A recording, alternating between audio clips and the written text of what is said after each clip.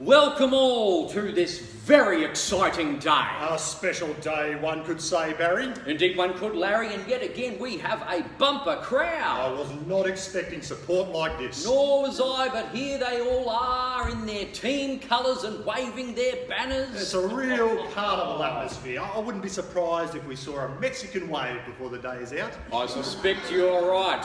So, to all those in attendance and to our viewers at home, a big welcome to the grand final! It has been a hard-fought, gritty lead-up through the heats and the semis, but we are finally at the big one. Who will be crowned the champion? Oh, it's a tough call. We have such strong contenders. We do. Each has their strengths and weaknesses, but of one thing you can be certain, they will both give 110% and fight to the bitter end. You can see it in their eyes, the steely determination. Is it any wonder, though, when you consider the prize? I mean, who wouldn't want to be crowned the champion of the Green Gate Grove Washing Line Peg-Off? Who wouldn't indeed? Such an auspicious title. Even more auspicious since it's in its inaugural year. Hard to believe, Barry, hard to believe. From such humble beginnings, it now seems to have taken on a life of its own. Well, I must say, Larry, in light of its popularity, I do hope it will become an annual event. Oh, I've seen the ratings. It's a done deal. Who would have thought that competitive pegging could become the craze that it has? Well, things never cease to amaze me. Speaking of being amazed, it's time to introduce our amazing grand finalists. Nice segue, Larry. Thanks, Barry. First up, we have Maggie McDonald. Maggie is a fierce competitor, having trounced each of her opponents through the heats with her methodical planning and artistic execution. She's come a long way. In a short amount of time, actually. Would you believe she's a late arrival to the art of pegging? That sounds like there's a story in this, Larry. There is indeed, Barry. See, Maggie was the owner of a clothes dryer for the last 27 years and used it religiously. It wasn't until a freak incident with a rodent last September that her life changed forever. Do tell us more, Larry. Well, Maggie had a rat in her laundry, so she chased after it with a broom. She had a few unsuccessful attempts to hit it, then launched one last forceful swipe whereby she clipped the edge of her wall-mounted dryer, pulling it straight off the bracket and on top of herself. So not only did she have to recover from multiple fractures, she was also forced to learn how to manually dry clothes. She has sworn off ever using a clothes dryer again. Remarkable. She is a remarkable woman. So what does one call someone who has a phobia of clothes dryers? A man. Speaking of a man, that leads us to our second contestant, Mr. Merv Evans, who is coincidentally Maggie's next-door neighbour. Merv is also a relative newcomer to the world of competitive pegging, having previously been a draper. He sold fabric. No, he was anti-pegs. And merely draped the items over the washing line. Good heavens, you'd never guess he was new to the field. His peg work is impeccable. It could be put to the test today. There is a slight breeze. It will be interesting to see if the judges take that into account when scoring. It will indeed. This lends nicely to a quick explanation of the rules for those who are new to the sport. Each contestant is provided with a washing basket containing an identical selection of laundry. The basket contents are varied each round, so the contestants never know what to expect. The judges check the baskets at the start to make sure that the selection is the same, and to ensure that there have been no sneaky additions to cause problems. We wouldn't want a wayward pair of niggers appearing, Barry. It's not the first time a wayward pair of knickers has caused problems. I can well attest. Anyway, each contestant must hang their full load of washing on their own washing lines within a 10-minute period.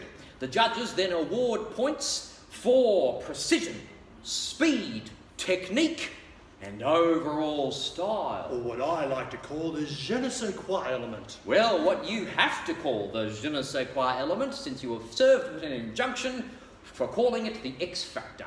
Apparently, Channel 7 doesn't have a sense of humour. Oh, their legal department certainly doesn't.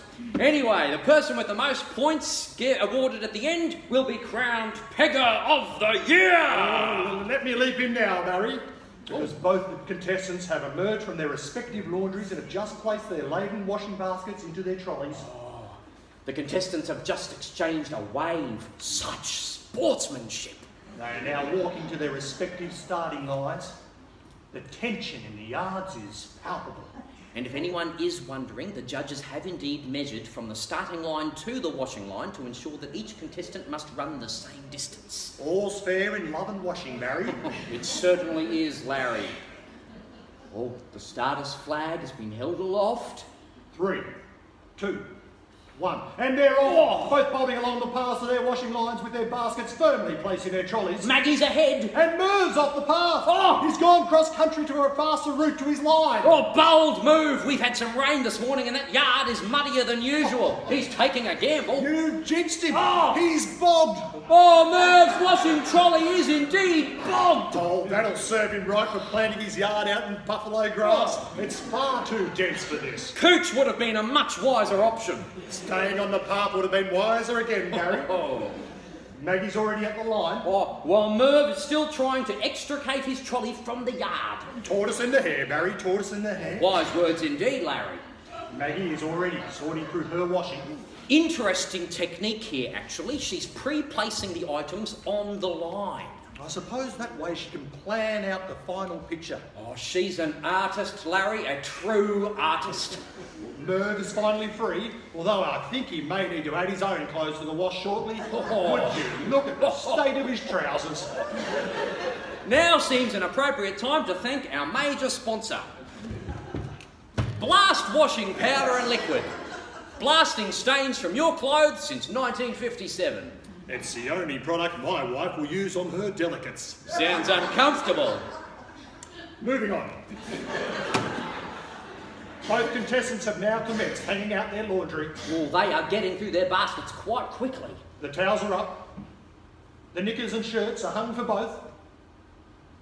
Oh, there's some interesting placement here, actually. Merv seems to prefer a food group style of hanging, with everything placed together in their specific sections, while Maggie prefers a more even-handed approach, spreading the items across the whole line. That's what I love about this sport, Barry. You can really put your own spin on things. Oh, speaking of spinning, Merv's just spun his line to check how tightly the clothes are hanging on. Oh, if Maggie sees this technique, I'm sure she'll do the same. Oh, now don't forget, listener, if you're on Twitter, you can follow us on using the hashtag PegOff2019. Yeah, we do actually have quite a few people live tweeting the event. Oh, this has piqued the imagination of a generation. It really has. Sport certainly brings people back together. Oh, hang on a minute. Maggie's gone for a single peg on a tea towel. She's a risk taker, this one. She could be in for a bit of a shock in the high wind test. You make an excellent point, Barry. In round 2, you may recall Mrs. Marshall lost all but one of her socks over the fence when she was subjected to a level 3 gust. Oh. Well, she's in for a test today. Because it is the finals, the clothes will be subjected to a level 5 gust for a period of 20 seconds. Which is why it's so important to buy a quality peg. I've seen many a person undone by misdirected frugality. And poor peg placement. Unless the peg is placed on the outside of each item, there is far too much sag. Sag is not something that Merv could be accused of. He has just hung the tautest pair of jeans I've ever seen. I told you his peg work was impeccable. Oh, Maggie's onto a good thing with her slacks too. A saggy crutch at this stage of the competition would be greatly frowned upon by the judges and difficult to recover from. Oh, Merv's getting through his basket like a train. He's onto the sheets already. That flat sheet has proven to be a bit of a battler in this breeze. Maggie, on the other hand, has smartly positioned herself so that the sheet is blowing away from her. Oh, it's when you see moves like that that you know you're amongst greats. You're right, Barry. We've just witnessed something special. The inaugural use of the Maggie. Oh, now we'll just cross to Merv's yard. Oh no! Oh no, Merv's caught in the fitted sheet. Oh, he's well trapped too. His torso has entirely disappeared. Oh. There's a lot of flailing. Oh, valuable seconds are being lost. Maggie has already finished her sheets. The crowd is on tenterhooks. Now, we do have the emergency services on standby, able to render assistance to Merv if he cannot extricate himself from the sheet within a reasonable time. Safety first, Barry. Oh, absolutely, Larry. Hang on, Barry. There's drama on the other side of the fence. What? Maggie has managed to peg her own cardigan to the line while still wearing it. Oh my goodness, who'd have thought that was even possible? It's the nerves. The nerves have gotten the better of Oh, us. it's the pressure of the day. If you're only just joining us, dramatic scenes are unfolding before our very eyes. One of our contestants is currently trapped in a fitted sheet, Desperately trying to wrestle himself free. whilst our other contestant has just attached her own cardigan to the line. Or apparently the hashtag fitted sheet fiasco is currently trending on Twitter. Cardigan calamity as well. Oh, we live in technological times. The clock is ticking down. Oh, the We only crowd. have seconds to go. The crowd is on its feet screaming support. No one knows how this will end. We have a Malamute on the pitch. Somebody call security. Folks at home, it looks like someone has let Merv's Malamute into the yard and he's run straight to Merv, who's still wrestling in his sheet. He's trying to set him free.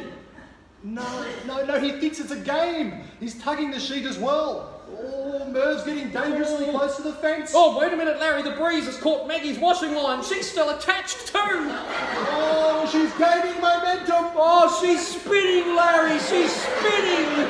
Her toes have now left the ground. Oh, Merv! Merv has crashed through the fence and into Maggie's yard. Oh, the Malamute's in too and still tugging the sheet. Now we have a cat on the pitch. Somebody call security. It appears that Maggie's cat has escaped the confines of the house and has decided to investigate the ruckus. Oh no! The Malamute has spotted her! The Malamute is chasing the cat around the washing line! Merv has fallen into Maggie's garden. I repeat, he's in the garden on the petunias. Maggie's tea towel has come loose! The cat has spotted it and jumped aboard! Oh, Maggie is spinning. So's the cat now, attached to the tea towel. And the Malamute won't give up on the cat!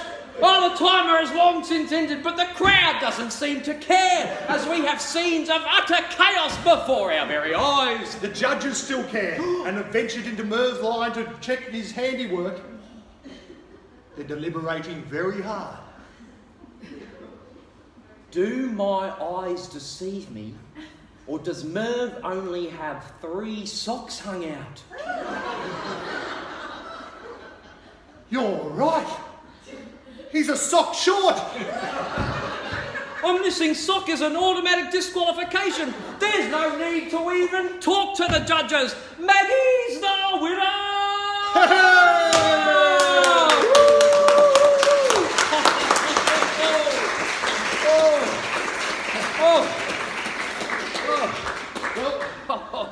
She'll be awarded the trophy once they figure out how to detach her from the washing line. Oh, she's really got some speed up there now, Larry.